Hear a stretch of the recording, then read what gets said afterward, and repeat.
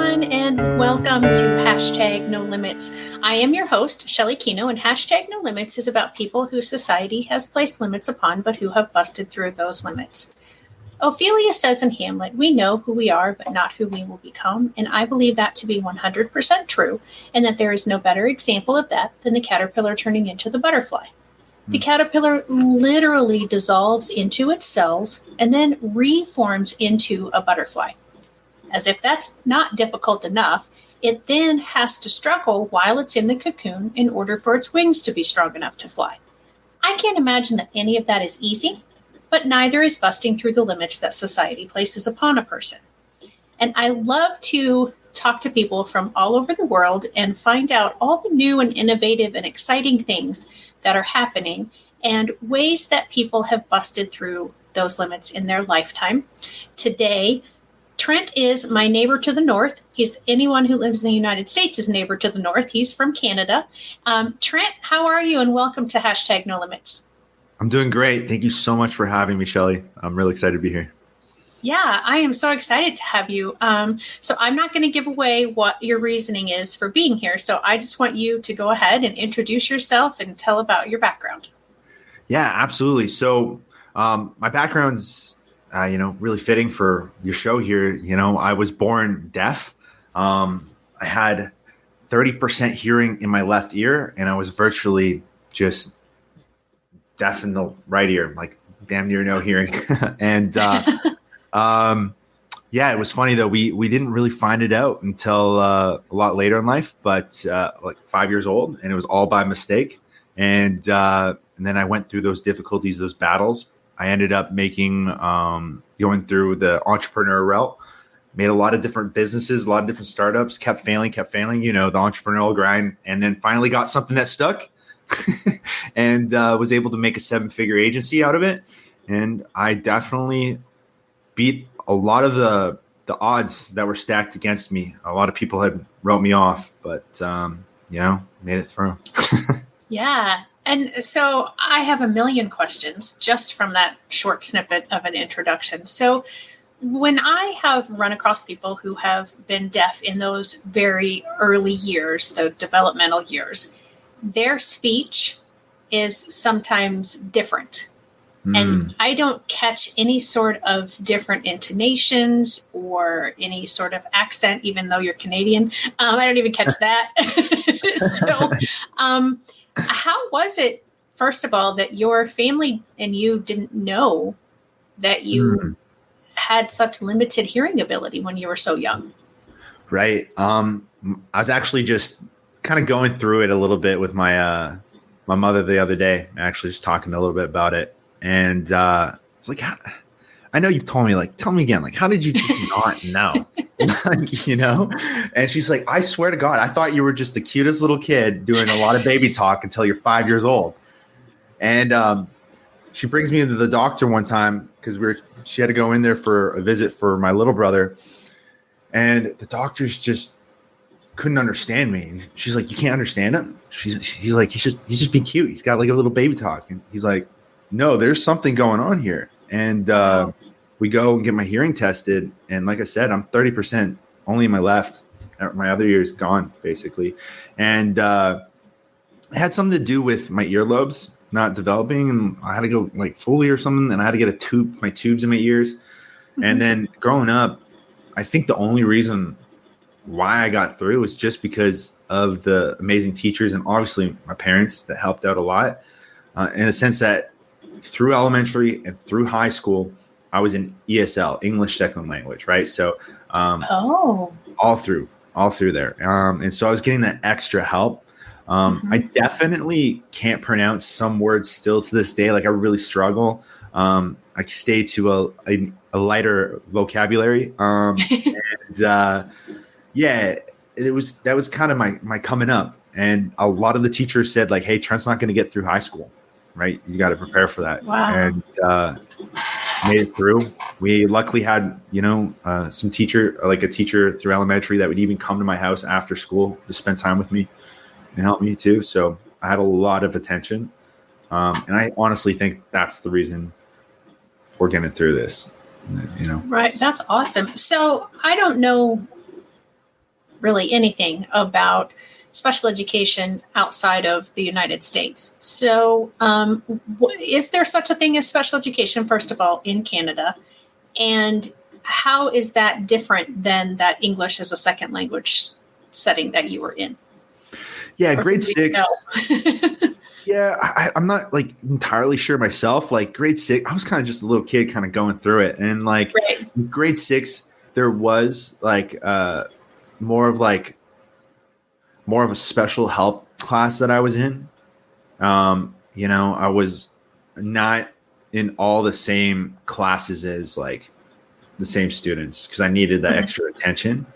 So Right. that wasn't ESL. That was more like even more like inattention because I was getting ready to go to high school, right? And so Mhm. they didn't think I was going to do it. So, but yeah. So, did they not think you were going to do it because you weren't, like, what was the reason they didn't think you weren't going to make it through high school? I mean, because deaf doesn't have anything to do with intellectual ability. No. So, Yeah, they said that basically based off of me not like kind of falling behind, like me just not up to speed. Like for me, like that really affected more than just my speaking, right? Mhm. That affected the way I was communicating with people, the way even the way I read and everything like that, just learning words and how to pronounce it. So I was super shy and introverted growing up. Like I didn't want to like read or anything. Sure. Yeah, and I was just super self-conscious. So there's that aspect of it as well. But yeah. Interesting. Very interesting. So, what sort of things? I mean, you didn't have any academic issues. I mean, once you could hear them and you could relay what you knew out to them, was there any? I mean, obvious academic deficits then on top of having the hearing loss, or was it really like your intellectual was average or above average? Now I would say it's pretty average. I just kind of went through high school after that. Just like not all through high school was I in ESL too. Like I was I probably stopped around grade 9, but yeah, for the most part, it didn't really. I didn't feel too different, to be honest with you. Well, that's good. That's Yeah. very good. You're the first person that I've had in your episode 136 that I'm Wow. aware of that was deaf, and so or is deaf. Technically, I guess you're still considered deaf. No, actually, like my hearing's like I actually should go get a hearing test again. But yeah, like I all I needed was the tubes in my ears, and that really Okay. helped me kind of get back to a good standing. It's just that I was so far behind at an early age. So And do they have early childhood education or preschool education? I don't know exactly what it might be called up there, but anyway, schooling before like the typical people might go to school at whatever age. yeah, preschool. There's kind of like that. It's like little daycare kind of stuff, I guess. That too. Yeah. But yeah, they have those sort of things for sure. And Yeah. did you start early or did you just go at like age 5 or 6, like typically developing people? Yeah, typical. I went pretty much the same time as everyone else. So Okay. that was kind of the journey there. But Right. So no, but I'm fascinated by the fact that like, your mom just thought everybody could understand you. I know. What? Yeah. But so you don't have any memories, which I'm really happy for you if you don't, of like friends or people treating you differently because you didn't interact with them maybe in the same manner that some other student that or person that same age would be interacting with them. No, I got bullied quite a lot, but my memory on it is not the most. Like I do remember like the ESL. I remember being in those extra classes and being in the extra help class in grade 6, all of that. And I remember that I didn't have a lot of friends, like I said, I was very quiet. I stayed away from a lot of people. Sure. And so, but I don't remember ever being like I'm super different. Like I said, I feel Right. like I was like, I'm a normal kid. I never felt too different in that sense. But yeah, yeah.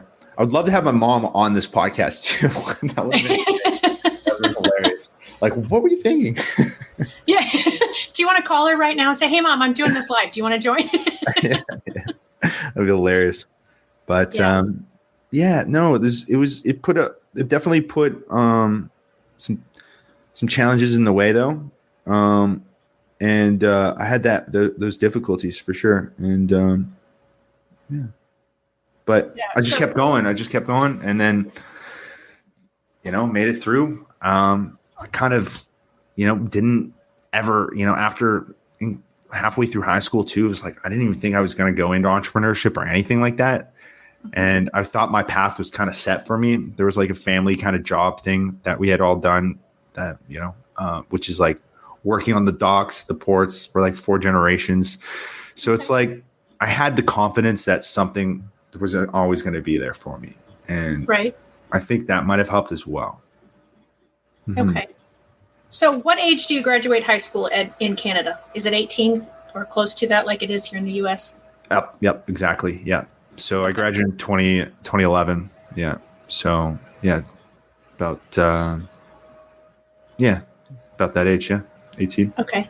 And so when you graduated, you thought you were going to go work down at the docks. Mm-hmm. Maybe. I mean, you had that sort of like, in my back pocket, if something else doesn't work out, I can do that. But did you have something else in mind that you wanted to do? Or was that pretty much like you were set doing that? That was it. I was set on that, honestly. And I was like, this is my life. I'm like super excited about it. Family's all down there. Got a bunch of cousins. I ended up going down there for a bit, but it just wasn't for me. Someone, it was funny. One of the foremans on the job, he was like, hey, one of my first days, he's like, I think you should go back to doing your computer stuff. And I was like, really offended. And I was like, but later I look back, I'm like, this guy was right. So, yeah, so it worked out, and then I kind of went into making videos and doing video editing, video production. And I did that for, online, YouTube, all that kind of stuff. I grew an audience of 30,000 subscribers, 6 million views.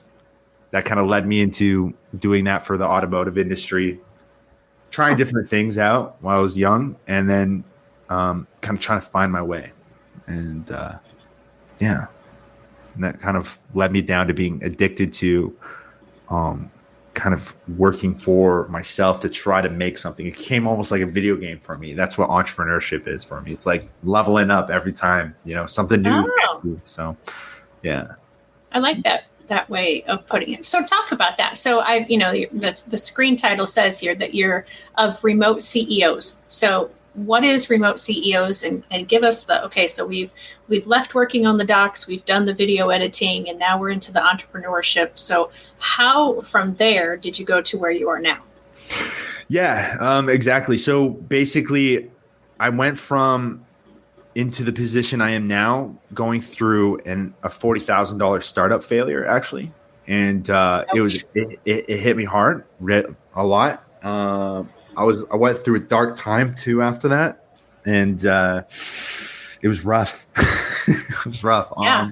I made a platform because I had the experience of being on Twitch and on YouTube live streaming. Like I said, I like video games. I don't really game much anymore, but that's kind of how I got my start into the whole world of business through that avenue. But I made a startup that allowed influencers on Twitch or YouTube live streaming to earn additional ad revenue by placing a banner underneath their broadcast where it allowed people to click on it to watch ads on demand in order to support their favorite live streamer.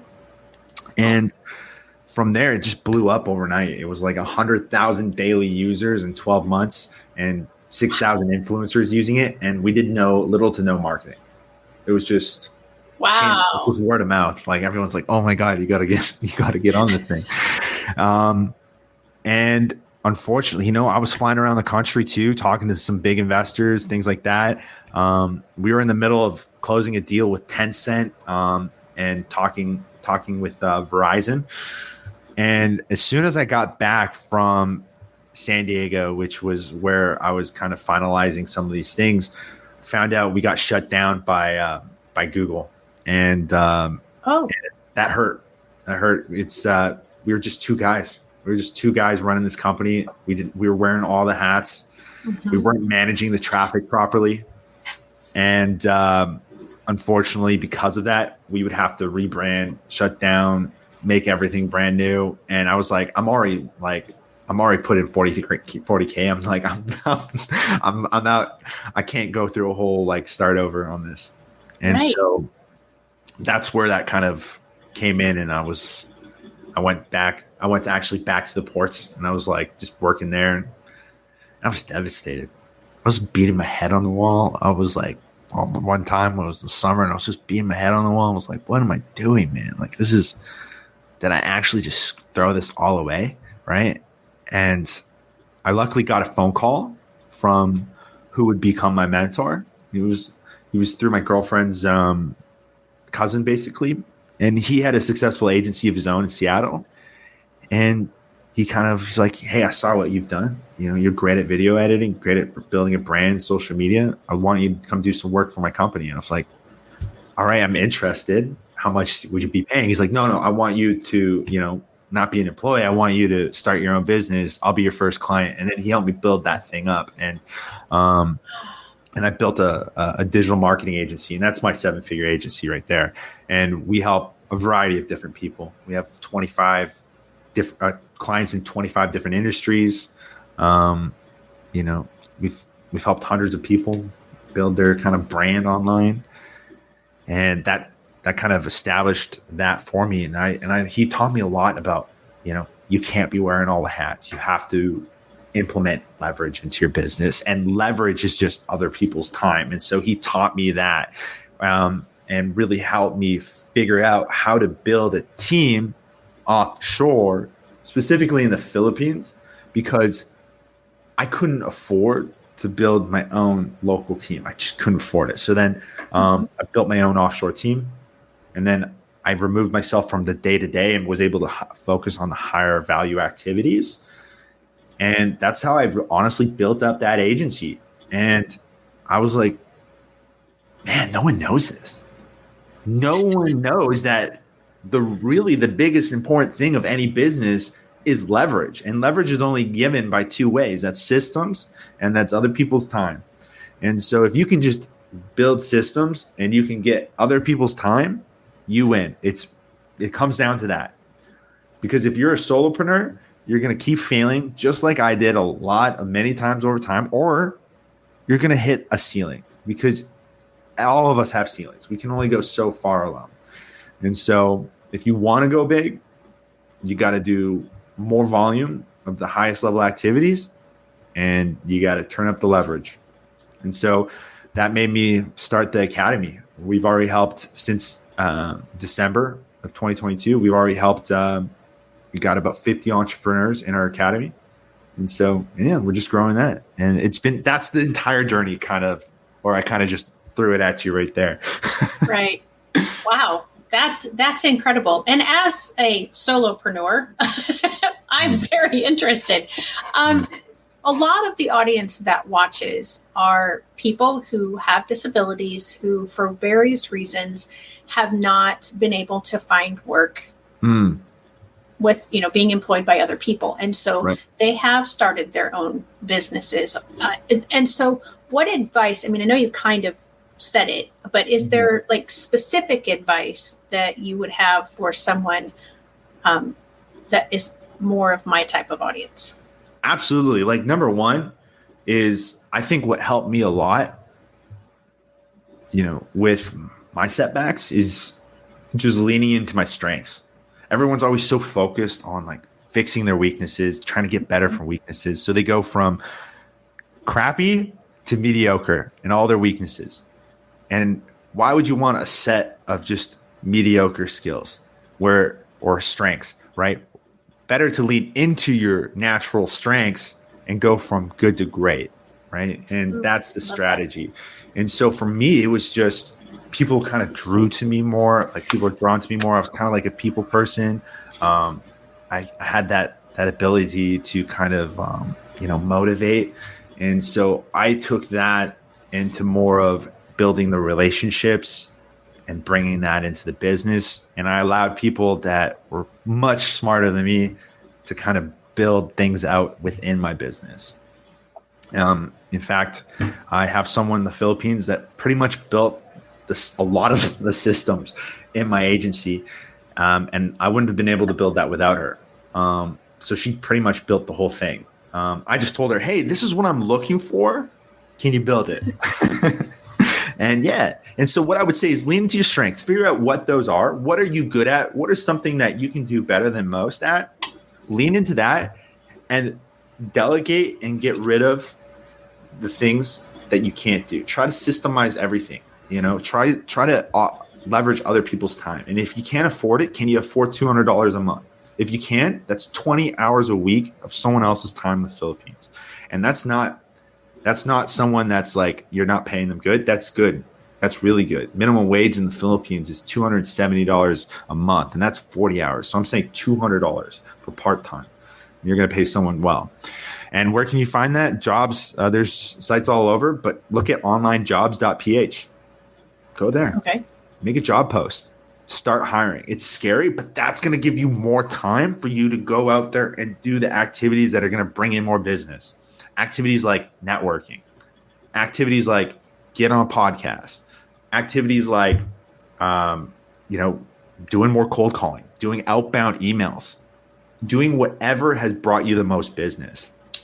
And so I would say those are how you would really start to grow and how to grow as an entrepreneur and start to scale your businesses independently. So that's awesome. Thank you very much. So I don't know if you could tell, but I was writing down so that I can refer back to specific segments and go. I give a long answer. I'm sorry. No. That's fantastic. That's exactly what I look for, and what I like is to have as detailed as possible. I mean, obviously, I don't want you to give everything away because this is your business. So you are training and teaching people how to do this.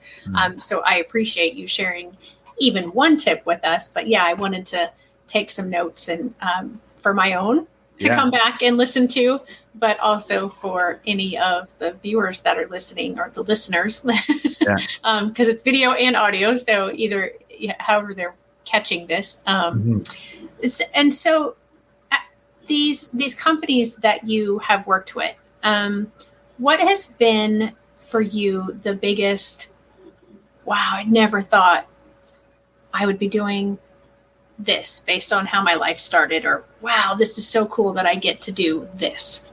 For me, I've just hosted my own multi-speaker event at a university. That was really cool.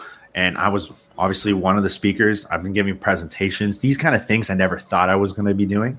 Getting in front of people. Like I said, I was very quiet and stayed away when I was growing up, just because, those I didn't want to embarrass myself, but now I'm out there putting myself out there. I'm on a podcast right now with you. I would write this down as an achievement for myself if anyone asks. Right. So it's just kind of that would be that'd be the answer for me. But yeah. And by the way, I'm happy to kind of go more into depth of any other kind of little tips related to any of this. I don't care about giving it all away. So, yeah. Well, I'm happy to let you tell as much as you want to tell. And I didn't want to ask more of you, but since you have volunteered it, please, share away with whatever you think it is. And I really appreciate what you said about, you didn't say it in these words, but we set our own limits for ourselves. Oh, yeah. So for me too, I never imagined having a podcast when I was always a teacher. That was always my thing from the time I was 9. I was a teacher. I was going to be a teacher. I went to school to be a teacher. I became a teacher. I had my own classroom, and never thought that I would be an author. Never thought that I would, be doing this. Never thought that I would be, providing professional development to educators, to groups of in corporations and companies, and all those things that I was like, I'm a teacher, and I had set that limit for myself and never thought about how else can I teach besides in a classroom setting. Wow. And I'm still a teacher. Yeah. I just do it very differently now. I love it. How did you find yourself going into this, like into that route of like being an entrepreneur? Well, the short version, and this is not about me, so I'm not. Okay. I'm just interested. Interested. No, I mean, you'll have to have me on your show and I'll give you the whole spiel. But for those listening, I my last year of teaching, they told me they weren't bringing me back the following year. And I just said, Lord, what do I do now? Right. You've told me from age 9 that I was going to be a teacher. And do you want me to continue in that? Or is there something else you have for me? And he said, no, I want you to write a book and I want you to start working with families instead of directly for school districts. Yeah. I did that. I started it in 2018. Well, then the pandemic hit in 2020 and I had to figure out, well, how do I get the word out? How do I keep myself out there? Right. And so I thought, okay, well, the book was coming out in the fall of 2020. How do the stories that are in my book are true stories of special needs families and the limits that they have busted through. That's only 9 families and 9 stories. There are literally millions. Wow. And so it was just, well, have a live stream. Find people who are willing to tell their story in a half an hour or an hour and just change the perspective. Right. Of people and how they see others and to focus on those abilities instead of the disability. Focusing on the strengths, exactly what you just mentioned, that we tend to do that. We tend to look at our weaker areas instead of developing our stronger areas. And when you said that, I thought that's exactly what special education is here in the United States. We literally pull out the things where the child is struggling the most and focus on that. Mm-hmm. And we don't use their strengths oftentimes. So I loved that you mentioned that. Like, just find the strengths, find the things that you're good at, focus on that. And then the things that you're not so great at or that you don't love as an entrepreneur, farm that out to somebody else. Exactly. I love that you're saying that. Like, that brought in a quote to my mind. And I forget who said the quote, but it's argue for your limitations and you get to keep them. And so that's a good one, right? Yeah. I read it the other night and I was, my girlfriend told me to read this book and she's like, it's something about like manifesting or something like that, like about creativity. And I was reading it and it was like, right. And she was just kind of laying next to me. I was just reading the book and I read that quote out and I was like, wow, what a powerful quote. Argue for your limitations. You get to keep them. Right. Yep. And so, it's better to acknowledge your strengths. And, there's someone that actually says that, Trevor Thrones, and he's actually from Vancouver as well, Vancouver, Canada, where I am. And he wrote the book, The Power of People Skills. Check that one out. It's all about building really successful teams. And he said he's never worked with someone who had a skill set that was super successful, that had a skill set of just mediocre skills. He always worked with people that had extraordinary skills, strengths, right? And really bad weaknesses. But the concept he says is that you want to become so great at your strengths that people overlook your weaknesses. They forget it. They don't even acknowledge it. They forgive you for it. You want to become so good at your strengths. And that kind of stuck with me as well. So I definitely say that. But cool. No, that's wonderful. So give us some more tips. Now that you've offered, I'm just going to keep asking. Yeah. Well, one of the other biggest things that made a huge impact on me was it's a community called BNI. Have you ever heard of BNI? Yes. Okay. BNI is tell what yours is, and because maybe it's different. Well, it's like Business Networking International, but it's just BNI, and there's different chapters all around the world, different cities. And when you're in a chapter, if you hold the social media marketing agency seat, or you hold the plumber seat, the electrician seat, the real estate agent seat, mortgage broker, it doesn't matter. If you hold that seat in that chapter, no one else can take that seat from you. And so you build that network of people, and then whenever someone requires that service within your chapter, they're supposed to use you. And if anyone in their network that they know, family, friends, needs your service, they're supposed to refer you. And so that really also helped me get a lot of business coming through the door and building my name. And so I would highly recommend it to anyone because networking, I call it, is one of the 5 CEO activities. CEO activities is something that really are the highest level activity things and typically only you can do. And so I would highly recommend that being something you explore. So. Yeah, and I want to chime in on that if that's okay. Absolutely. Because yes, we do have BNI around here in the US. And when I first started, I have a friend who I consider a guru at networking because I would see her attending this event and that event and then posting about it on social media. And so I reached out to her and I asked her, I said, how do I get connected? How do I get into some of these networking events that you're part of? And she actually has started her own networking company based off of, it's very similar to BNI, but you don't have to pay to be a member. And there is the allowance for other people within your industry to be in your chapter or your group. And can I plug it? I'm going to plug it. It's my show. It's called It's called Women Empowering Women. So it is just for women, where BNI is for both women and men. But I have found myself plugging into several different networking organizations and continuing to do that because it is so important. Because it is a lot about who you know, not what you know always. Yes, absolutely. Absolutely. Yeah. So that definitely helped me too. The who I know. So, right. That's a big thing. So I love that she built something like that because it is powerful. Getting part of some sort of chapter like that or some sort of community where it's networking, huge. The reason why I liked BNI over other options is just because if you pay, you tend to pay attention. And so people do show up and it's consistent. So there's that aspect of it. Or check out meetup.com. And meetup.com, you can find groups all over different cities across the world where there's networking events, all that kind of stuff. So if you wanted to really get yourself involved in other entrepreneurial communities, that's where you could look as well. So meetup.com. Okay. Yeah.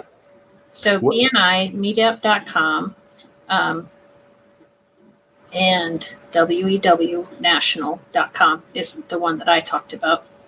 Okay, so networking and finding other people to do the things that so those are your top 1 and 2 tips. So what other tips do you suggest for those who are trying to get their business known or continue to drive even more business to them?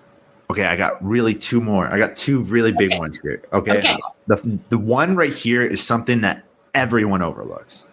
Everyone overlooks. We're always chasing for more new business. Got to get some more new business. And once you sign on that client and they're already put into your system, you're doing work for them, you tend to forget about them because now you're also focused on new business. And meanwhile, if you brought your attention and put your attention on your existing and even past clients, you are going to get more out of them. What do I mean? For example, we have a client, James. He's been with us since the beginning of our agency, and he was paying us $400 a month when he started. We now have him paying $4,000 a month. One client. Wow. We walked him up because we focused on him and going deep in building that relationship with him. Hey, what can we do for you, James? Hey, James, how can I take care? Hey, James, here's a gift basket. Hey, James, blah, blah. And really taking care of James and providing extraordinary service. So that did one or 2 things, which I'll mention is, right, like he walked it up, our prices increases, he kept paying more. He wanted to do more with us. So we were able to extract more money from him. Secondly, is because we're being such superstars to him, he started to refer business to us. And referrals, it's a lay down. Like it's it's way easier than trying to sell someone that's never talked to you before or saw your ad. And so those are why you should really spend, rather than 80% of your time chasing new business, 80% of your time focus on your existing or past clients, because you can go deeper, pull more money out of them, or have them refer. And so that's something that you could be spending your time on and really leveraging. The last piece here is a system. This system is called Instantly.ai. Now, Instantly.ai allows you to do cold outreach through emails with your offer on massive scale. So you could probably, you set up about 10 different domains, and within those you get about 2 different emails each, and then that are associated with what your offer is, and you blast it out through Instantly.ai. You send out 300 cold emails a day. You get about a 5% communication rate, and if you can sell that, it's a great lead gen tool. So I'd highly recommend people exploring that. It's a lot of details for me to kind of go in, but I wanted to share those 2 things. So go deep with your clients and start exploring systems. I gave you a gold one, Instantly.ai. Leverage that stuff for sure. Yeah, that's interesting. Yeah, the whole AI thing, honestly, it's exciting, but it's scary to me. It's exciting because there can be so many positives that can come out of it. But it scares me because I'm a realist. And so I tend to see both sides of any situation. And so I can see a lot of bad things happening with the AI and all that's going on with it right now. So I'm always cautiously optimistic about things that are new and exciting because I've lived too long, I guess, to see things that had very good intentions get turned into really bad things. Yeah, no, I totally see your point on that. I think, though, someone like Alex Hormozi said, Alex Hormozi is a phenomenal entrepreneur. Highly recommend checking him out on YouTube or on Instagram.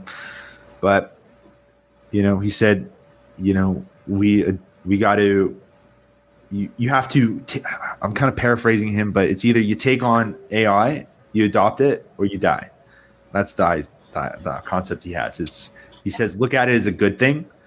And those that do not adopt AI will get left behind. And I think even the CEO of Nevada said that. And so Nevada, the computer company. Anyways. I have no idea. I was thinking the state, and I'm like, well, that can't be the right thing. Nevada, yeah, something. Yeah, it's a computer company, but they make software and stuff. But so I think it's very important that we do go out of there and start learning things like ChatGPT. Like ChatGPT's been out for a minute now, and still so many people haven't even explored it or tried it. And the moment you do, it makes a huge impact on the speed you're able to work at and what you're able to produce. Right. Sure. So I do want to pop up your website really quickly because I do want to go over to it. And is there anything on? I'm going to jump over to the website. I'm not going to necessarily share it unless you want me to. Should I share it? Is there something on it that people need to see? Oh, absolutely. I feel free to share it. One thing that we could highlight that is not really shown on there yet, but it's kind of like a sneaky little thing like a hidden thing that will be published soon, but I'll give you some insider stuff. If you go remoteCEOs.academy/ and then you type in work styles. Oh, okay. Remote Academy and then / work styles. Yeah. STYLES. Yep. Work styles. Yeah. Okay. All right. And this is a free survey. I'm still doing some work on it right now, but you should be able to use it at the moment. If not tomorrow, I promise. But what it does is, have you ever heard of personality tests like DISC or Myers-Briggs? So I learned this from a business coach that I had hired, and essentially, and Trevor Thrones also has something like this as well. But it is taking disc and pulling and focusing only on the work elements of disc, because there's a lot that builds up your personality, your trauma, your education, your wealth, your social circle, your biology, all of these things. If you have a new trauma tomorrow, you are a different person potentially, right? Your personality tends to change every 5 or so years. And so by focusing on this, just your workout style element, we're able to have consistency, because work styles are the one thing that does not change. If you, for example, you get intoxicated, people often say, hey, you're a different person, Trent, you're intoxicated. Sure, yeah, right, different person.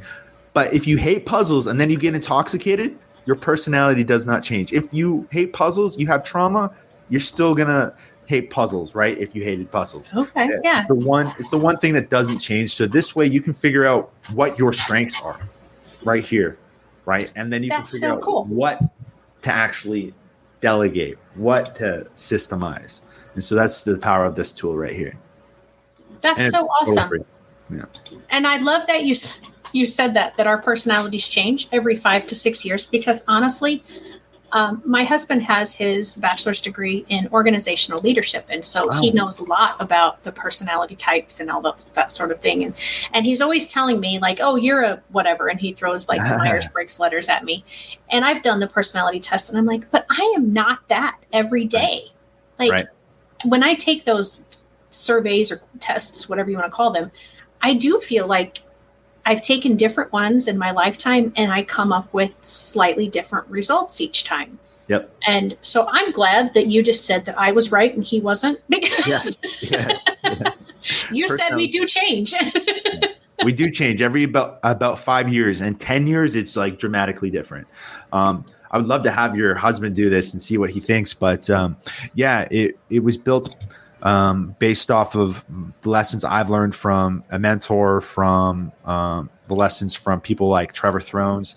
And so it's something that they can check out. Also, if you click on free resources there on the top of my website and go to workshop, right there is where people can join my academy for free, where it's like it's kind of tapered off. Like you only can get limited access to a few things. Sure. One of them being like workshops where I host, and you can feel free to join those. It's all available within there. Awesome. Yeah. So just remoteCEOs.academy. For those who are just listening, because eventually this is turned into just a podcast, not the live stream. So remoteCEOs.academy. And then to get the survey, it's /work styles. And I do have that in the comment section. So not only is it up on the screen, but it's also in the comments. So hopefully anybody who's needing it can find it easily in either place. Is there anything else before I know I've taken your website down, but I can pop it up quickly. If there's anything else you want me to put into, no? Okay. No, absolutely. No, that's fine. Like my whole academy, the reason why I'm focused on that, and I'm not like talking much about my agency so much, is because my agency is built to a place where it kind of runs for me. And I want to help people scale their business while removing themselves. And that's the Remote CEOs Academy. I feel like I'm going to be able to change a lot more lives and make a greater impact with the academy, because I'm teaching things that I wish I would have known so much earlier in my entrepreneurial journey. And I would never have known these things if it wasn't for, that mentor guy who had a successful agency out in Seattle, right? He took me under my wing. He taught me a lot of this. And so now I get to give back, share these things. We help build like different systems within the academy. Like I build out instantly with all the students. So they have that kind of built out for them, show them how to actually use work styles, learn it, how to hire people properly. So you have the right people on the bus. Good to great book. Like get the right people on the bus. Have you ever read this book? No, I've not. Oh my goodness. You got to get this book right here. It's so good. Okay. Good to great. All right. Mm-hmm. Mm-hmm. Yeah. So, there it is. That's awesome. That's awesome. Shoot, you said something during that before you got to the book, and I was going to comment or ask for further explanation, and now it's gone. So, darn, I guess I'll have to somehow think of it and send it to you privately someday whenever it comes back to me. But no worries. Yeah, no, I mean, I could have been, yeah, it could have been anything. I kind of just ramble there.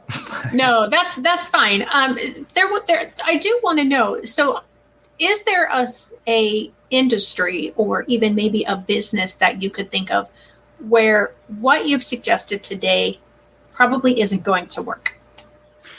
Whenever I say hire offshore, people like a plumber or electrician immediately think this is not going to work for me. I need people locally.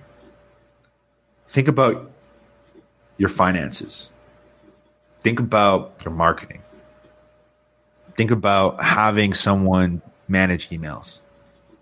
How about building dashboards that have all of your sales and marketing? What about someone cold calling? Right? There's so many aspects of your business that can be put offshore. So literally it could help anyone. But I think the greatest impact that I'm going to make is someone, obviously, that's a solopreneur, or anyone listening to anything I've given here today, people that tend to be, coaches, consultants, agency owners, they're probably going to get the biggest impact from this. But honestly, anyone and everyone should be doing instantly. Everyone and everyone should be hiring offshore if you can. And if you want to hire locally, great. But your dollar goes 10x further offshore. And anyone can network. Anyone can go deeper into the relationships with their clients. I think everything here was pure usable for everyone. Anyone could use the content. So, okay, awesome. Yeah, I was just trying to think of some of the entrepreneurs that I know, and marketing. I just think no matter what your business is, marketing is still something that anybody could do for you. So that could be taken off of or not anybody could do, somebody could do for you so that could be taken off of your plate. So you can focus more on the actual reason you started your business to begin with. I don't think most people started their business for the marketing aspect of it. Like you said, the plumber isn't being a plumber. That's not marketing. Right. I don't do what I do to do marketing. Right. I'm not out there helping school districts and families understand special education. Marketing is like, that's difficult for me. And I do have to get out there, and I do have to take your advice and the advice that others have given me over the years that I've had the business to hire somebody else to do those kinds of things for me, even a little bit. And I think that's my question. Start small, right? Do what you can and see if that gives you a return on your investment. Absolutely. Eric Ries, I hope I'm saying his name right. The Lean Startup.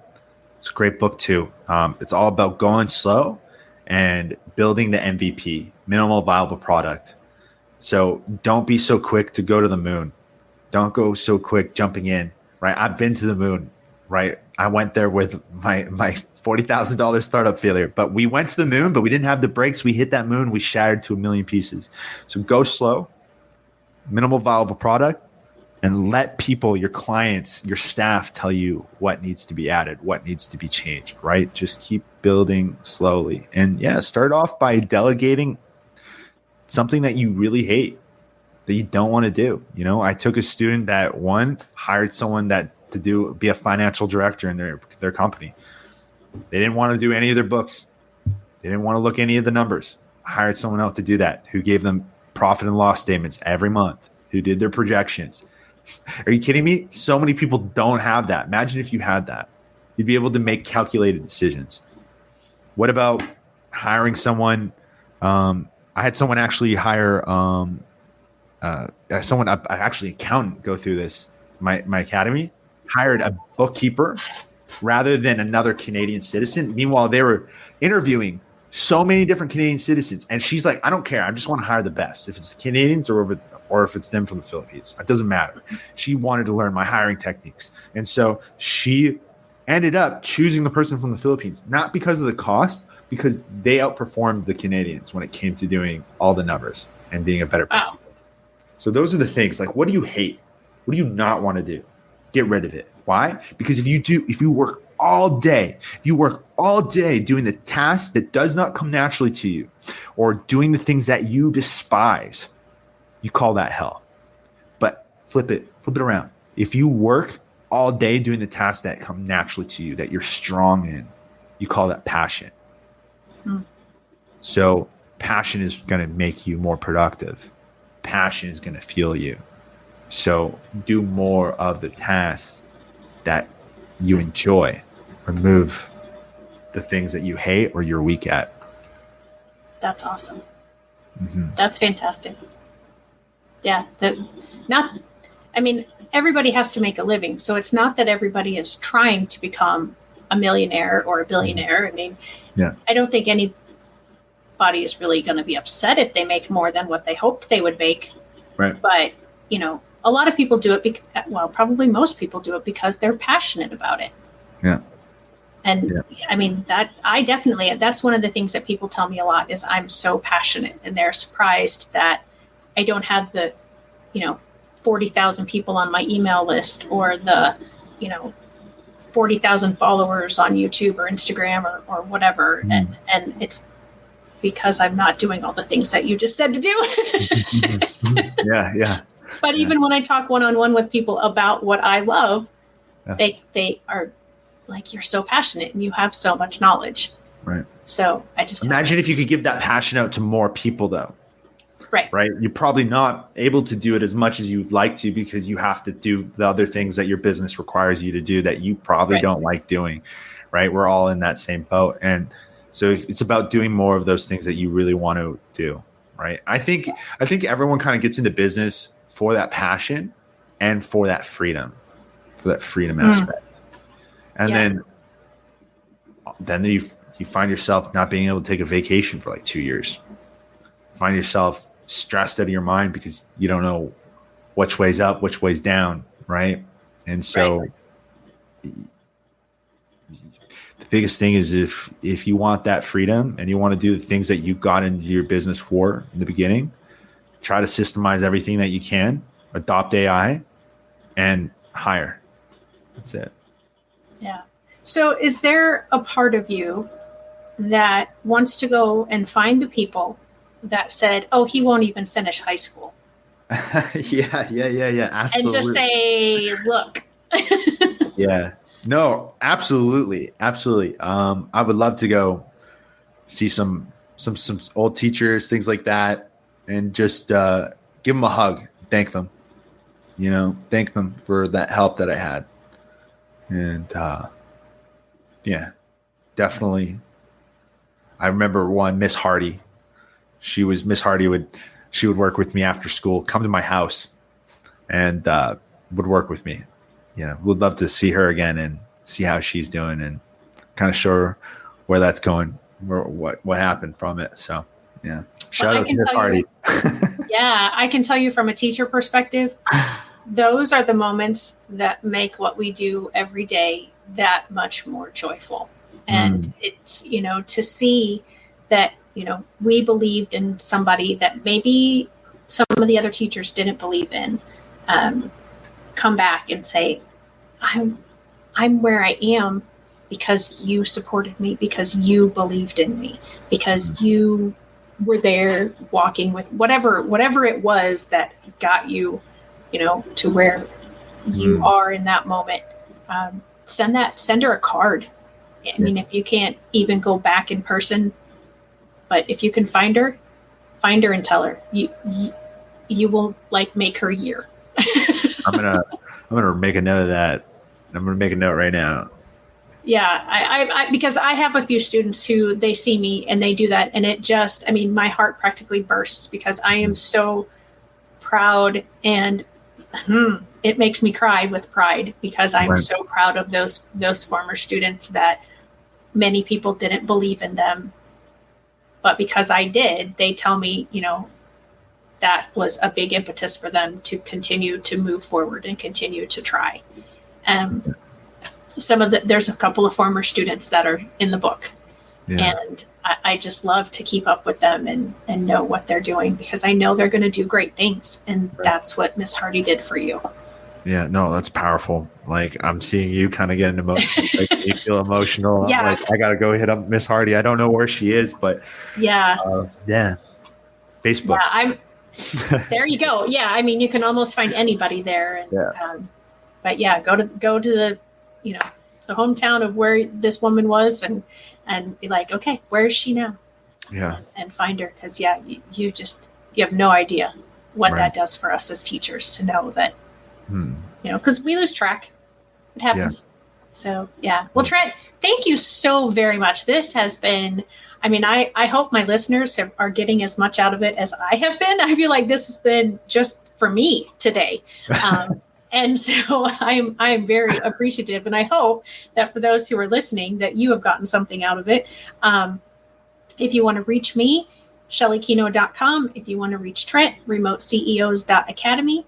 And I so appreciate everything that you've shared with my audience today, Trent. And hopefully someday I'll get back to Canada, because I did get to visit Canada just a few weeks ago for a very short amount of time. But maybe someday we'll get to meet in person, and I can give you that hug and tell you thank you for the encouragement that you have given me today. It's been amazing. Come to Vancouver, and I'll show you around, and it'll be fun. And Shelly, thank you so much for having me on the show today. It was a blast, and I didn't expect to feel like all these different emotions. It was really fun. Well, neither did I, so we're even. There you go. All right. Thanks, everyone. Join me next time. Have a good week. Bye-bye. Bye. Hey, parents and teachers, are you tired of IEP meetings that feel like a battle?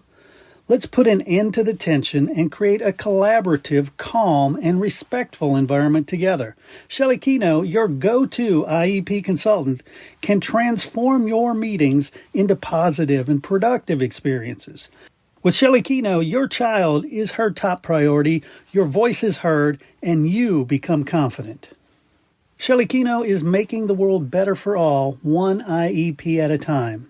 Visit www.shellykino.com for more information and set up your free 20-minute consultation today. That's shellykino.com, SHELLEYKENOW.